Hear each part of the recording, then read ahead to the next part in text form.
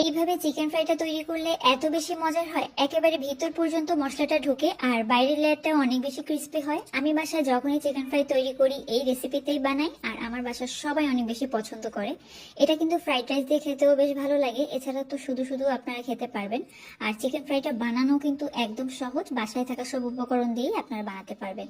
তো প্রথমে এখানে একটা 1 কেজি পরিমাণে চিকেন ভালোভাবে কেটে ধুয়ে পরিষ্কার করে নিয়েছি। তারপর দিয়ে দিলাম লেবুর রস। একটা লেবুর অর্ধেকটা এখানে রস করে দিয়ে দিচ্ছি, আর লেবুর রস দেওয়ার পরে দিয়ে দিব অল্প পরিমাণে একটু লবণ। তার সাথে দিয়ে দেবো আদা বাটা এবং রসুন বাটা। আদা বাটা রসুন বাটা দিয়েছি এখানে প্রায় 1 চামচের মতো। 1 চামচ আদা বাটা এবং 1 চামচ রসুন বাটা, তার সাথে কিন্তু 3-4টা কাঁচামরিচও আমি একত্রে একটু বেটে নিয়েছি।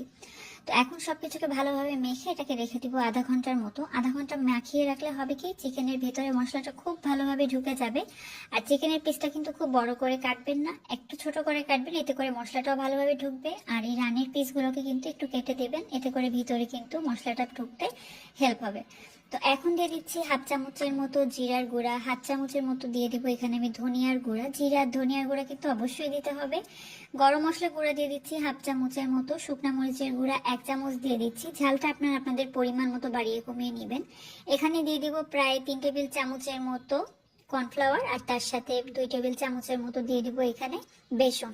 একটুখানি দিয়ে দিচ্ছি এখানে বিট লবণ, বিট লবণটা কিন্তু অবশ্যই দিতে হবে। আর দিয়ে দিব 1 প্যাকেট ম্যাগি মশলা। তো ম্যাগি মশলা না থাকলে আপনারা চাট মশলাও দিতে পারেন, তবে ম্যাগি মশলা তো হাতের কাছে সবারই থাকে। টক দই দিয়ে দেবো এখানে 3 টেবিল চামচের মতো। টক দইয়ের পানিটা একেবারে ঝরিয়ে নিতে হবে, এতে করে হবে কি, এই এই চিকেন ফ্রাইটা করলে একদম পানি ছেড়ে দিবে না বা মাখিয়ে রাখার পরে। তো এইভাবে মাখিয়ে কিন্তু রেখে দিতে হবে আরো আধা ঘন্টার জন্য। টোটাল 1 ঘন্টা সময় নিয়ে এটাকে রাখবেন। আর একটু বেশি সময় যদি আপনাদের হাতে থাকে, এই চিকেন ফ্রাই খেতে কিন্তু আরো বেশি টেস্টি হবে।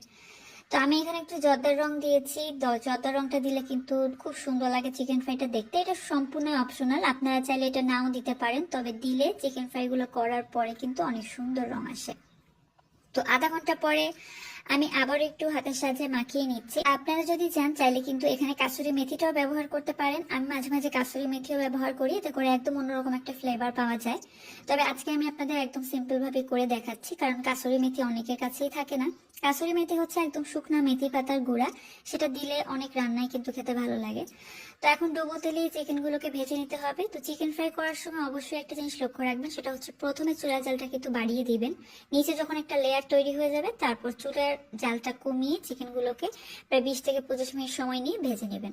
তো আমার চিকেন ফ্রাইগুলো কিন্তু করা হয়ে গিয়েছে, দেখতে পাচ্ছেন কত সুন্দর হয়েছে। আর এভাবে চিকেন ফ্রাই বানালে অনেক অনেক মজার হয়, আপনারা অবশ্যই এভাবে কিন্তু একবার ট্রাই করে দেখবেন। একদম আমরা সাধারণ যে চিকেন ফ্রাই খাই তার থেকে অনেক বেশি মজার হয়। আশা করি রেসিপিটি আপনাদের অনেক ভালো লেগেছে। আল্লাহ হাফেজ।